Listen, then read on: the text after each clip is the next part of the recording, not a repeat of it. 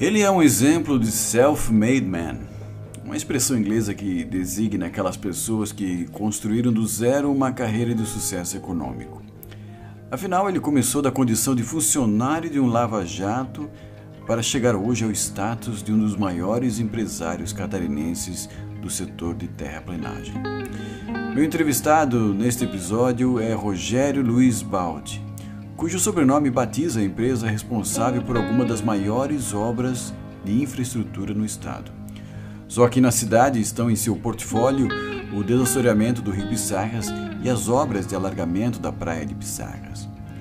Nesta entrevista, concedida em agosto de 2011, ele lembra um pouco de sua impressionante trajetória, fala de gestão e de sua relação com o sucesso e compartilha lições para uma carreira bem-sucedida.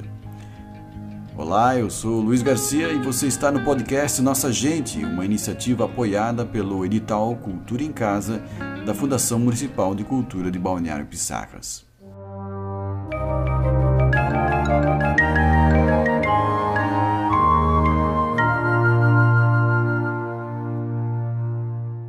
As entrevistas desta série foram originalmente realizadas para um caderno de entrevistas do Jornal do Comércio e, portanto, fora de um ambiente controlado, em estúdio. Então, desde já minhas desculpas por problemas eventuais na qualidade do áudio. Bem, eu quis começar nossa conversa perguntando quais eram os sonhos do menino Rogério. Até onde ele sonhava chegar? Eu nasci em Joinville, né? Meu pai natural daqui, de Pissarras, e a minha mãe natural de Joinville. E, sei lá, a minha infância foi bem pesada, foi difícil. Eu fui conhecer um restaurante com 13 anos de idade. Né? Meu pai, a nossa função era a bicicleta, meu pai e da minha mãe. E aí, em Joinville, eu vi o pai sábado à tarde. Né? Minha família foi de trabalhar muito, meu pai trabalhou muito, né? E em Joinville ele era funcionário da Fundição Schutz lá. Aí sei lá, trabalhou 13 anos na Fundição Schutz e a minha mãe 19 anos numa malharia, chamada Cenário Sul. E aí eu só conseguia ver o pai final de semana. E a mãe nos levava para uma creche, deixava de manhã e pegava final do dia. Quando eu tinha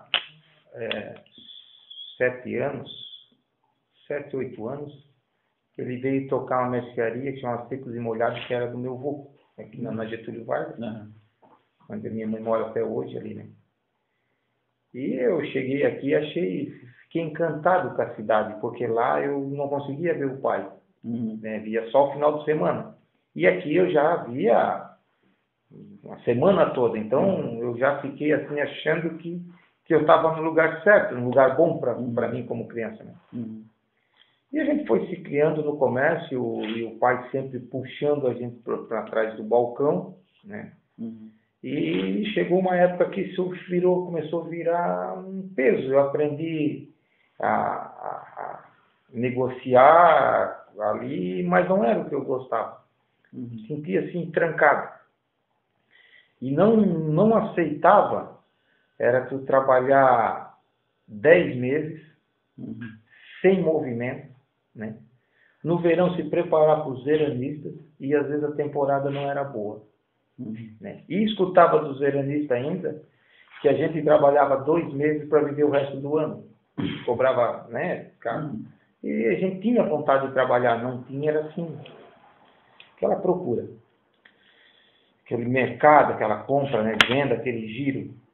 E aí a minha vontade era sair de trás do balcão. E aí meu pai fez a proposta que para mim sair de trás do balcão só se eu fosse servir o exército.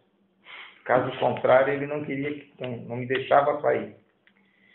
E aí eu fui voluntário para servir o exército em Joinville. Naquela época, não sei hoje, mas naquela época o pessoal de Pissarras não servia, não era dispensado. Eu fui lá em Joinville, fiz a entrevista e falei, não sabia eu pensei que só quem se alistava aqui não servia. E aí quando eu fiz a entrevista na Joinville, eu falei que era de Pissarras e eu fui dispensado também. E aí foi uma das maiores tristezas, assim, que eu queria servir. E vários amigos meus queriam ser dispensados. Eu voltei e conversei com um oficial, expliquei a minha vontade por servir o Exército. E ele disse, olha, tu me arruma um endereço aqui de Joinville, que eu vou conseguir arrumar a vaga para ti. E aí, sim, foi o que eu arrumei um endereço de um tio e de uma tia minha, que morava no bairro Floresta, em Joinville. Hoje esse meu tio é parceiro nosso, é o gerente da nossa usina de britagem, está conosco. E eu consegui a servir o Exército. E lá, para mim não fazer muita força, né, eu encaminhei para o lado de motorista, que eu gostaria de ser motorista. Isso já era um sonho de criança? Sonho de criança. Sonho de criança, assim, eu queria trabalhar, eu queria, né? E para mim entender de caminhão, que a minha família nunca teve tradição por caminhão, né? Meu pai, meu avô, nunca foi o ramo deles, nem um carro utilitário, eles não era o segmento deles. Eu fui trabalhar, aprender com o seu Zé da Bola, de ajudante do seu Zé da Bola. Hoje ele tem material de construção aqui na Getúlio Vargas e também é cliente nosso. E aí eu notava que o pessoal pedia um certo tipo de material e o seu Zé da Bola falava que só podia entregar daqui uma semana, daqui 10 dias, ou daqui 4 dias, que não tinha tempo para entregar. Era bem... Tinha duas, chamavam-se caçambeiros, tinha 2 na cidade e a cidade estava em crescimento, né? Isso na década de 90, 78, final da década de 80, isso mesmo. E eu vi que tinha mercado. Eu disse, pô, a cidade tem lugar para mais um caminhão, eu pensei, né? E daí eu fui já servir o Exército. Consegui passar entre 300 e poucos, eu consegui passar no 17º para motorista de caminhão. E eu levei tanta sorte que o meu caminhão não tinha motor. O motor estava fundido. Isso me ajudou. Porque eu não entendia tanto de caminhão assim para sair dirigindo um caminhão.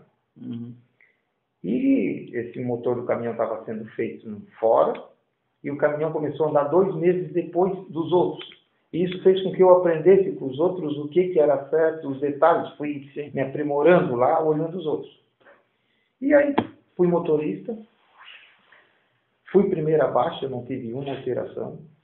Eu fui convidado para ser motorista do oficial, né? E aí promovido a cabo, para ser promovido a cabo.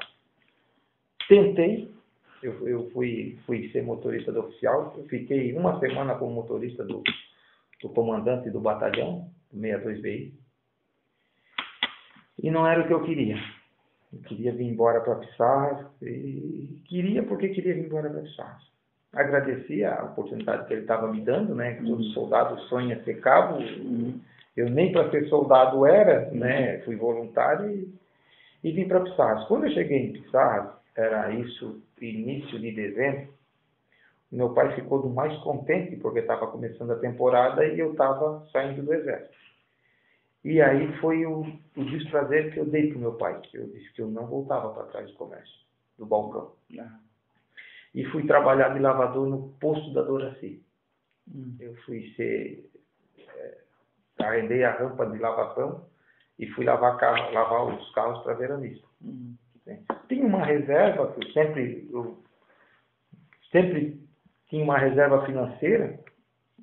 E aí, trabalhando ali com a Doraci, eu agreguei mais um valor e comprei meu primeiro caminhão de Joinville. Que não tive tanta sorte. Esse caminhão, quando chegou no Sinueiro, fundiu o motor. E ele veio para Pissarras rebocado. Mas eu gostava tanto dele, eu não tinha dinheiro para fazer o motor, mas ele estava quitado.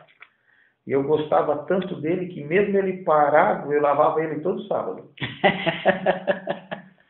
Então era o meu trabalho, né? Ele estava parado lá do nosso comércio, tinha uma cerejeira ali. Ele ficou estacionado lá da cerejeira e sábado eu lavava ele, deixava bonito, tudo. E ele não andava. E até que alguém que era fornecedor nosso da mercearia ali do meu pai, resolveu me ajudar e abriu um crédito para mim em Itajaí para mim fazer esse motor. E aí eu fiz esse motor. Na época nós não tínhamos crédito para o segmento de caminhão, que não era a nossa área. E aí eu fiz esse motor e fui trabalhar. E as coisas foram dando certo. Vi a necessidade de comprar uma primeira máquina. Estava cansando de carregar caminhão a pá. No começo eu carreguei caminhão a pá. Como é que era essa rotina? Assim, existia uma jazida, hoje se chama jazida, que era um barreiro, que era aqui do outro lado da BR, em frente à Mevep ali, que era da Dona Lica. Ali existia um barreiro. Quando nós encostávamos no caminhão de caçamba, eu encostava, e com uma pá e um enxadão eu começava a fazer o carregamento desse caminhão. Só que assim, eu não tinha para quem entregar o barro, que ninguém conhecia.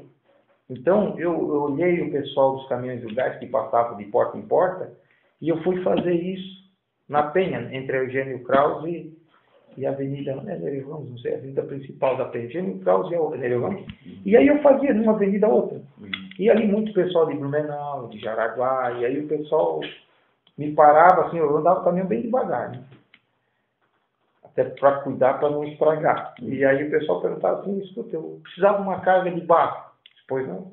Você traz quando? Não, essa daí eu já posso descarregar. E aí eu já descarregava na casa. E isso me foi trazendo clientes, né?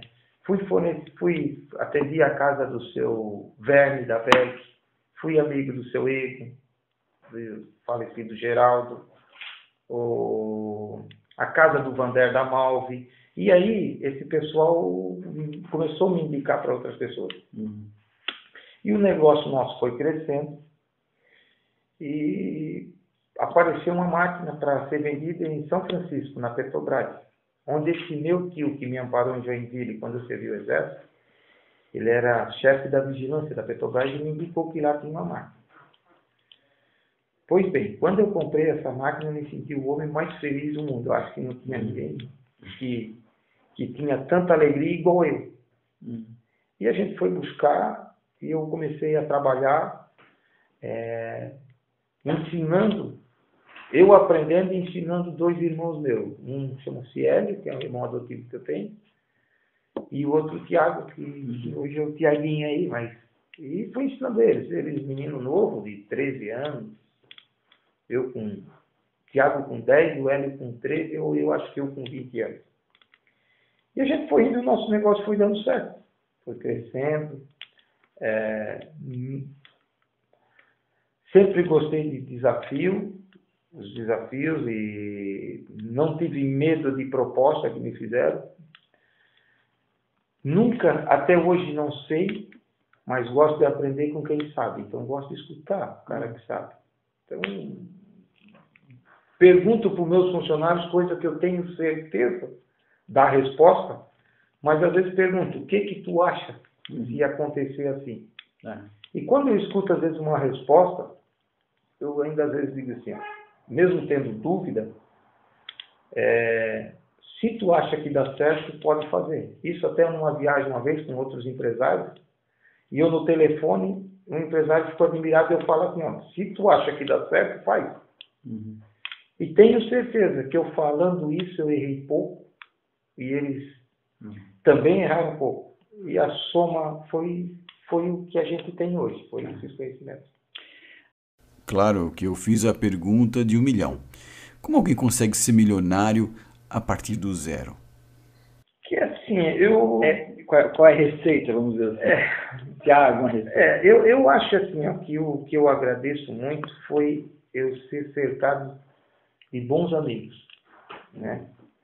Como eu te falei, eu fui aprender com os outros, né? Consegui separar o que era certo do que era errado, né? E acho que deu sorte de eu trilhar no caminho que deu certo, né? Os meus amigos de infância, né, são meus amigos até hoje. Como cada um tem as suas ocupações, né, mas são meus amigos até hoje. Eu te cumprimento, te vejo, te cumprimento na rua. Me lembro quando nós estávamos no Alexandre, né, assim, vejo teu irmão e outros amigos. É que com a ocupação, o tempo, a correria, tu não consegue mais, né?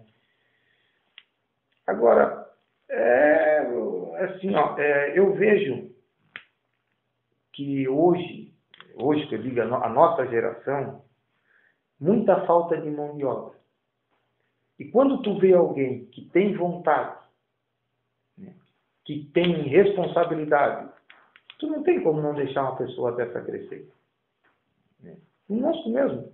Eu vejo, nós temos fornecedores que começaram conosco que o cara chegava de bicicleta, um trabalhador nosso chegava de bicicleta. Os caras têm casa, família, carro, né?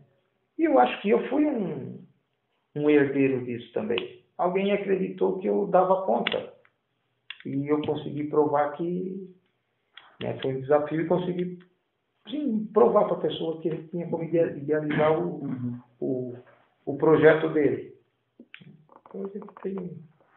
Isso foi o que nos tornou, fez crescer. Em algum momento você pensou em trocar o risco de ser um profissional autônomo ou um empresário pela segurança de um emprego estável? Evitou de manter essa vida de risco, que a vida de empresário é uma vida de risco, de assumir riscos. Em algum momento você evitou trocar essa vida arriscada de empreendedor por uma vida estável de funcionário de uma empresa, um assalariado, enfim? Não, eu acho que eu toda a vida gostei de desafios. Eu vejo assim, eu sempre fui muito preocupado com o futuro, muito preocupado com o futuro. Eu quando tinha 10, 11 anos de idade, eu tinha preocupação de eu perder meu pai. E o que ia ser de mim que eu não tinha uma profissão. Né? Então eu sempre me preocupei com o futuro. E sempre gostei de fazer, isso até hoje, o que os outros não gostam de fazer. O que todo mundo faz não é o meu foco. A gente possui 4 empresas. Tá? Nós temos uma construtora em Navegantes, tem a britagem, tem a terraplanagem, né? Tem uma indústria de pavimentos, né? Que é asfalto e paving.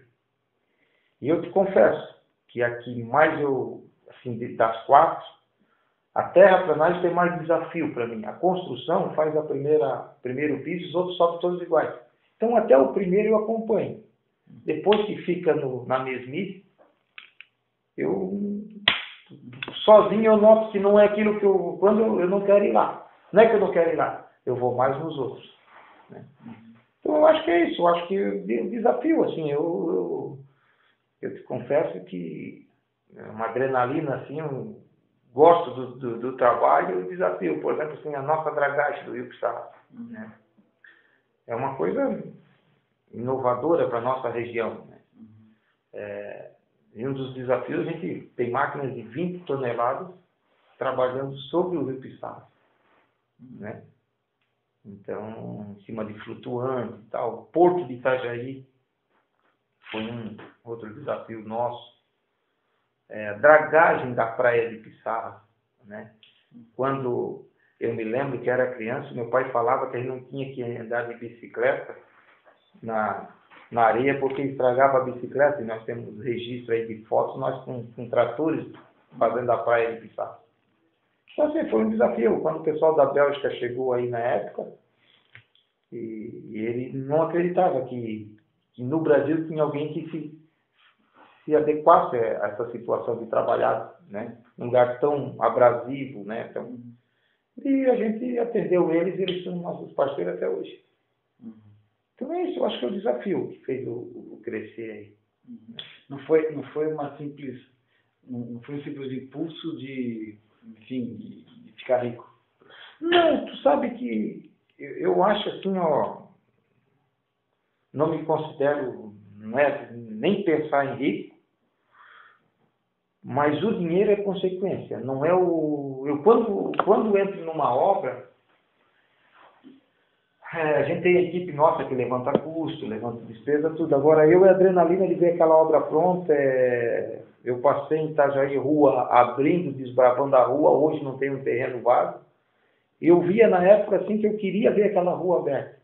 O dinheiro, por incrível que pareça, uma consequência do que eu gosto de fazer.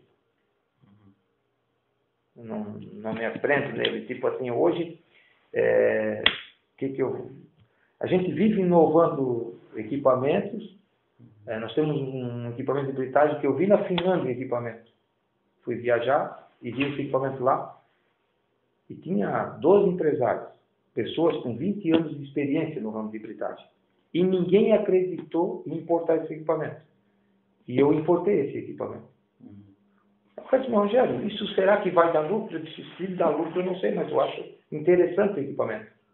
E eu fiz uma apresentação dele na Klabin. E esse equipamento eu apresentei, os caras solicitaram o equipamento. E já está lá 1 ano e eles acham que não vão entregar mais o equipamento para nós. Está alugado mesmo. Busquei o segundo, está trabalhando no Ceará. A cidade chama-se Irauçuba.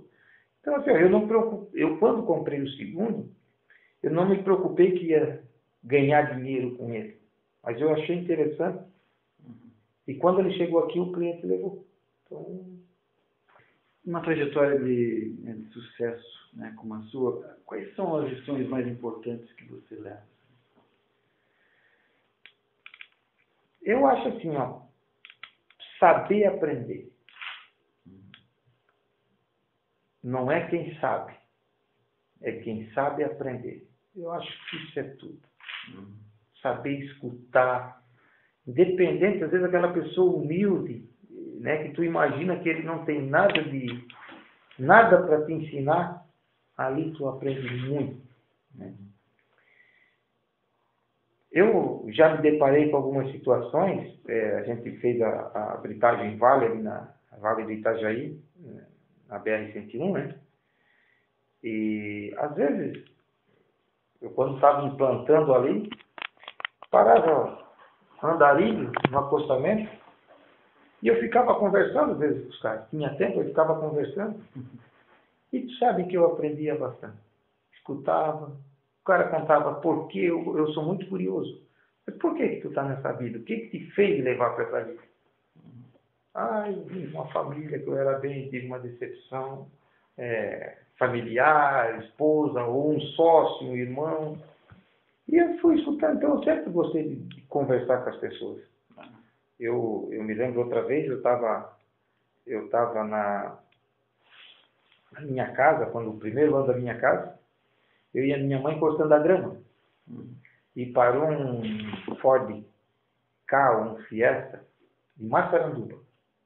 E perguntou se nós cobrava por diária para cortar a grama, ou por tamanho certo. Aí a minha mãe disse assim, ele que faz o preço. Aí eu estava do lado, aí Aí eu disse, não, ninguém tem tempo, eu te confesso que muitas vezes eu não falo, que eu digo que é nosso, nós temos isso e tal. E aí o cara olhou para mim e disse, tu acredita que nessa cidade não tem ninguém para cortar jardim? Eu disse, esse é um ramo que dá certo. E indiquei para alguns amigos meus, olha, se montar uma empresa de jardinagem, sabe, ganha dinheiro. Eu aprendi com o cara aqui. Né? Olha, eu acho assim, escutar as outras pessoas. A escola da vida. Talvez algumas pessoas imaginem que as dificuldades da vida de um grande empresário sejam menores que as de um pequeno empreendedor. As dificuldades são as mesmas, são menos dificuldades? Qual a diferença?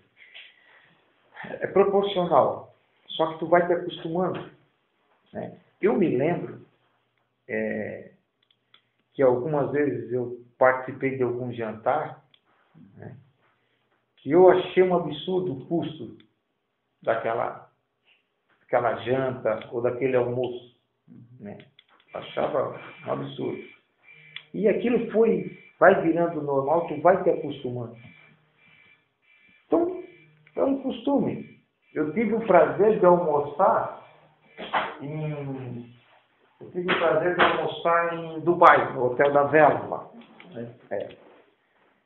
E quando eu falo para alguém o preço, quanto custou um almoço lá, vai dizer, Deus, Rogério, é tudo isso. E eu achei assim que seria um absurdo eu ir em Dubai e não poder visitar o Hotel da Vela, que é o cartão de visita, né? Então, assim, eu acho que tudo vai te acostumando. Tu não pode achar que tu faz uma refeição, um almoço,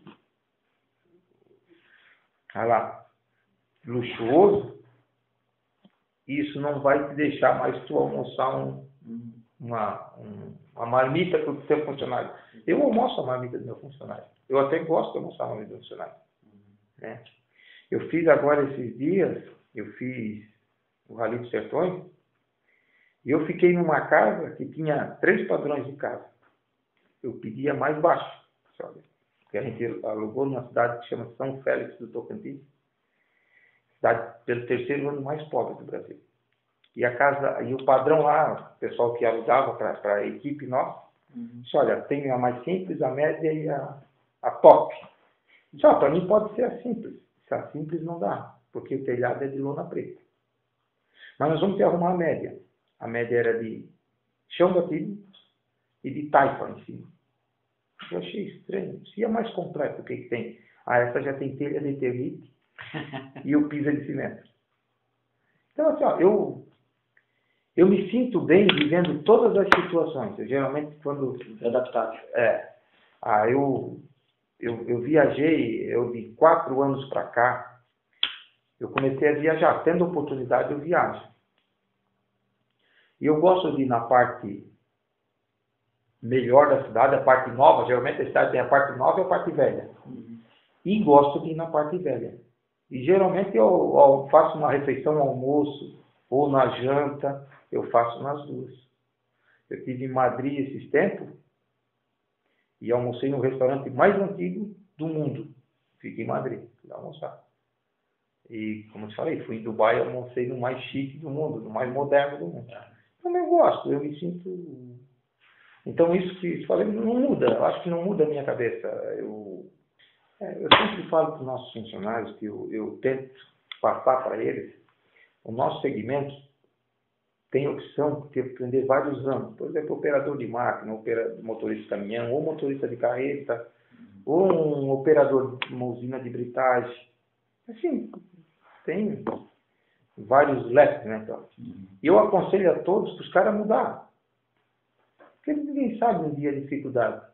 Pode o cara chegar e dizer assim, eu sei dirigir só caminhão. E o cara diz, mas eu não tenho vaga, eu preciso de um operador de máquina. Então eu gosto de ensinar eles e estar preparado para a vida. E eu te confesso que muita coisa eu sei fazer olhando os outros, aprendendo com os outros. Né? Então, eu acho que o segredo é tentar aprender tendo boa vontade. Né? Claro. Agora eu queria te pedir fazer uma leitura, né, do cenário econômico, né, da nossa região. Como é que você imagina esse cenário, né, para os próximos 5, 10 anos? Nossa região é crescente. Ela é crescente. Eu quase te digo que ela tem tudo por fazer. Né? Eu vejo Pissarras emendado com Joinville, hoje já está ligando até Balneário Camboriú, né? Igual São Paulo, hoje tu chega, tu pode falar que tu está em São Paulo, 150 quilômetros antes de estar em São Paulo, tu já tem, e saindo de São Paulo a mesma coisa. Pissarras, ela está no centro. Tu vê que a gente está a 160 quilômetros do aeroporto internacional de Curitiba, a 17 quilômetros do aeroporto Navegantes, 60 de Joinville, 140 de Florianópolis, 130. Eu acho que a gente está muito bem localizado. Tudo tem que acontecer e vai acontecer na nossa região. Nossa região, que eu digo Pissarras, Barra Velha, Navegantes, né? Da mesma forma, tu vê, nós temos o Porto de Navegantes, Porto de Itajaí, Porto de São Francisco, Porto de Itapuá. Então, a facilidade de ligar nós ao mundo, nós estamos ligados ao mundo. O porto mais longe de Itapuá está 130 quilômetros. Então, não tem como a nossa região não crescer. Não tem. Eu vejo assim que nós com certeza vamos ver Pissarras emendado com Joinville, né? Hoje já tem Barra Velha, várias indústrias. navegantes. Então eu acho que a gente foi abençoado por Deus a nossa passagem por aqui. Ao longo do tempo, Rogério diversificou seus negócios. Sondando seu tino empresarial, eu perguntei em que outras áreas ele apostaria em investir. Eu gosto de fazer as coisas voltadas ao nosso segmento. Pode notar assim que a terraplanagem tem tudo ligado com a britagem, que é uma sequência de obras e tal, as duas se completam, né? O mesmo com a indústria de pavimentos, né? Eu vejo, a gente tem essa indústria de paver, pavimento intertravado, ele é também drenante, ele é bem visto no mundo. A Alemanha usa, o mundo usa, Dubai usa muito, que é esse pavimento intertravado. Então a gente vai ligando o nosso negócio. E a construção civil, que ela é uma extensão da britagem, né? E hoje eu gosto de investir, as coisas têm voltado. Eu imagino que tem campo para condomínio industrial na nossa região. Falta. Como eu te falei, com essa aproximação do mundo através dos aeroportos e dos portos, nossa, então tem espaço no mundo para Pissarras para estar ligado ao mundo com condomínios industriais. Eu acho que talvez um dia a gente aposte nesse segmento. E moradia, loteamentos, tal, a gente é o que a gente aposta aí para ajudar a crescer, para ajudar. Não é ajudar a crescer, é para dar estrutura para quem precisa ficar aqui. Então eu imagino assim que condomínios industriais e condomínio residencial, porque não vai ter a indústria sem ter a mão de obra. E hoje a dificuldade é de moradias, né? Eu acho que é um dois anos muito bom. Aproveitando um papo com um empresário de sucesso, eu pedi a Rogério que buscasse explicar por que, de maneira geral, a administração pública não consegue o mesmo índice de resultado que a gestão privada. Eu tinha um amigo que ele já faleceu, e eu fui um grande empreendedor, e eu sempre me espelhei, achei uma pessoa muito arrojada, que foi o Beto Carreiro. E essa pergunta eu fiz para ele uma vez. Porque é fácil criticar. Prefeito tal lugar fez isso. Não. E quando a gente está lá, diz, não é fácil de fazer. A administração pública, ele sempre me falava o seguinte, que a nossa administração é um carro que não patina. Ele afirma e leva. E a administração pública patina muito. O que é? São as instabilidades.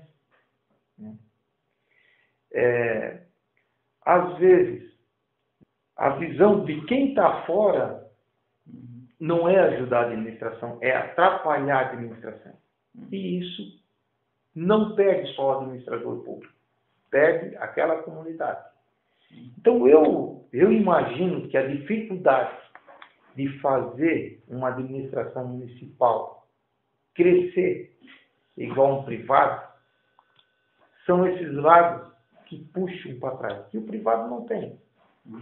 O funcionário meu, hoje, o nosso colaborador, ele sabe que ele está aqui porque ele é competente, porque ele gosta do trabalho dele, né? Não porque ele tem estabilidade, porque eu também não tenho estabilidade. O meu cliente, ele pode falar assim para mim, foi bom enquanto durou. Então, eu acredito que é esse o diferencial. A gente só tem a garantia que está empregado quando nós estamos fazendo o melhor. Né? E fazendo o melhor, é um prazer para nós, tipo assim, quando tu passa na frente da pacata, né, e vê ali que é uma empresa gerando emprego, arrecadando seus impostos, que há 12 anos atrás era um morro que ninguém olhava para aquilo. Graças a uma pessoa de visão, que foi o seu Vitor Zimmermann, que nos concedeu para começar a tirar material ali, e fazer a Univale, ampliar a estação de tratamento d'água e demais obras na cidade. Então, isso que faz a administração privada ir para frente. A pública também vai. Mas é essa a diferença aqui. Não, com certeza, está correto. Agora, aproveitando essa perguntinha sobre gestão pública, é inevitável também fazer essa pergunta, porque a gente sabe que toda pessoa bem-sucedida, todo empresário bem-sucedido, uma vez ou outra, né, em sua vida, ele é assediado ou sondado para ocupar, ou pelo menos pleitear um cargo público também. Ou seja, ele, de repente, se candidatar a algum cargo, né, eletivo, vereador, prefeito. Essa ideia já passeou pela tua cabeça? Não. Hoje, o que eu gosto é disso que eu faço aqui. Né? Tenho também esse compromisso com nossos colaboradores, funcionários e com clientes. E eu acho que não poderia dividir isso agora. Também acho que se um dia, chegou um dia que eu acho que a minha vida está resolvida, né? O nosso pessoal está resolvido. Até acho que devo colaborar por eu gostar disso daqui. Mas eu acho que a administração hoje está muito bem, né? E só teria, assim, seria uma das últimas coisas se eu notasse, assim, que Pissarra ia cair, vai lá, numa mal administração, num futuro que não fosse tão bem como anda hoje, assim. Isso é uma ameaça de futuro da cidade. Mas eu ainda preferia que pudesse colaborar com ideias, né? Não que eu fosse a pessoa pública. Eu queria ajudar com ideias e ajudar amigos. Ainda preferia desse lado que eu, administrador público. Eu pedi a Rogério que compartilhasse um pouco do sentimento de sua realização pessoal ao comandar uma empresa responsável por tantas obras de infraestrutura importantes. É a transformação, assim, ó. Para mim é uma satisfação grande, saber que Pissarra não vai ter mais enchente no Santo Antônio com a mesma frequência que tinha um ano atrás, depois de uma obra feita por nós. Isso, para mim, é uma satisfação. Por exemplo, a praia de Pissarra, onde que estava derrubando árvores, que estava tirando a rua, depois de uma obra onde a gente foi parceiro, voltou a ter a vida que Pissarra tem hoje, né? Isso não tem preço. Não tem preço. Como eu te falei da Tacata, por exemplo, assim, ó, a Eletrosul, ali, a subestação da Celeste de Pissarra, eu ajudei a fazer aquela terraplanagem. Né? A ampliação da casa em Pissarra, faltava água. Você lembra que faltava água no verão? Em Pissarra, Penha, Armação, faltava água. Né? Eu ajudei a resolver esse problema. Né? E assim, são inúmeras, né? Pissarras, o Baleirrais de Pissarras, aquela terraplanagem do Baleirrais, fui eu que fiz. Então, isso para mim é muito gratificante. Eu tenho só uma filha, eu ando com ela e eu conto para ela assim, isso aqui, filha, era assim, a gente mudou, fez isso. Né? E assim, inúmeras obras que já aconteceram aqui. Estou falando de Pissarras. O forte da nossa empresa é Itajaí. Né? Itajaí, então, tipo, o Porto de Itajaí é obra nossa. O estaleiro Naviship, que gera 800 empregos em Navegantes, é obra nossa. Né? Aonde pisa aquele pessoal lá, eu cheguei e era lama. E hoje, eles não sujam o pé. Então, eu gosto disso. Né? E assim, a credibilidade que a Balc tem hoje fora.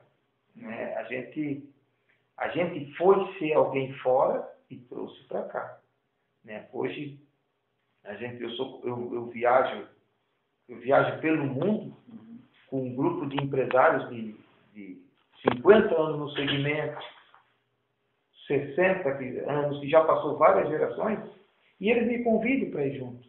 Nós temos fornecedor como a Caterpillar, que eu viajo às vezes por conta deles, né? Então, conheci fábrica da Caterpillar já na Alemanha, e demonstração em Málaga, na Espanha. E assim, se podia, na China, eu já fui para a China, já conheci a cultura da China, né? Convidado por grandes multinacionais, né? Eu, quando fui tirar meu visto para ir para os Estados Unidos, que cidade era? Eu não estou lembrado. Era uma fábrica da Caterpillar nos Estados Unidos. E foi aquela época de atentado, rejeição, não conseguia tudo. Eu vim com a Caterpillar Mundial fez uma carta me convidando para ir visitar a fábrica.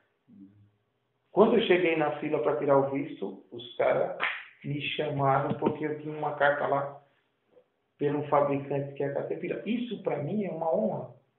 Alguém que veio de Pissarra, né, de uma cidade humilde, de uma cidade pobre, né, e ser reconhecido fora, né?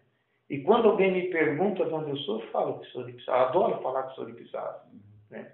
E uso exemplo, eu falo Pissarra de Penha, porque a minha amizade se estende para Penha. Eu sou conhecido na Penha igual em Pissarra. E é difícil o lugar que eu vou que eu não dou de referência. Olha, eu sou vizinho do Parque do Beto Carreiro. A minha cidade extrema é a cidade do Parque do Beto Carreiro. Nós temos negócio em Penha, que é a cidade do Parque do Beto Carreiro. E é difícil escutar que o cara não conhece ou que já não viu falar no Parque do Beto Carreiro. Então, isso é gratificante para mim. Assim. Tu vê que o pessoal que...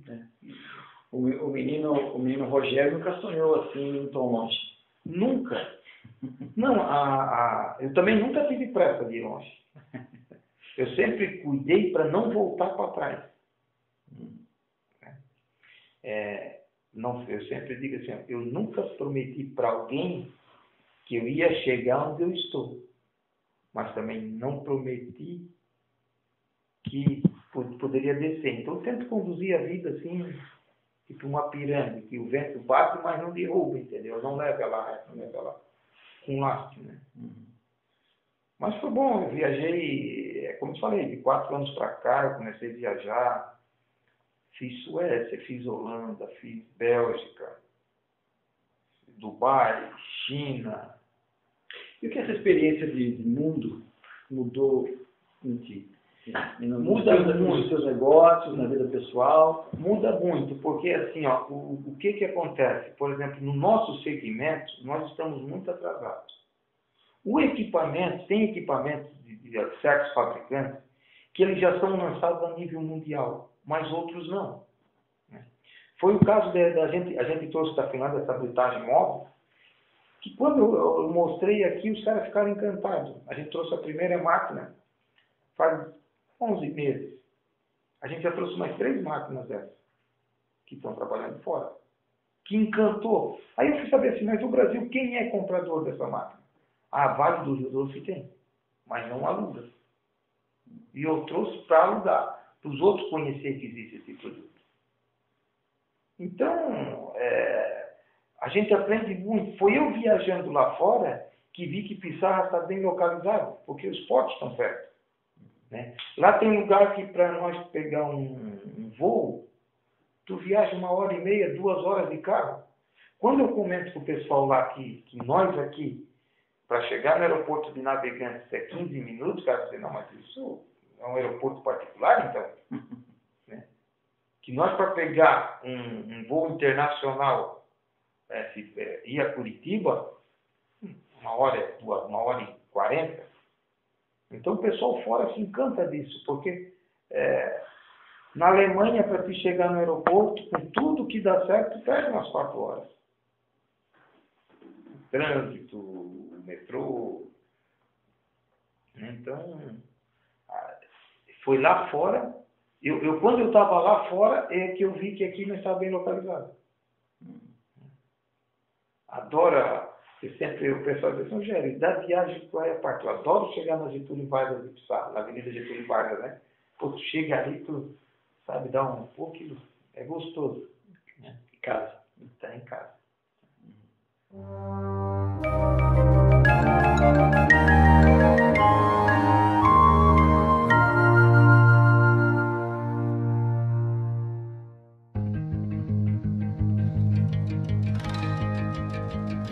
Aqui termina mais essa entrevista do podcast Nossa Gente, uma iniciativa apoiada pelo edital Cultura em Casa da Fundação Municipal de Cultura de Balneário Pissarras. Obrigado a você que ficou comigo até aqui para conhecer a história inspiradora de um empresário que deixa um testemunho importante de sucesso e ideal de vida. Não deixe de acompanhar as próximas entrevistas dessa série. Até mais!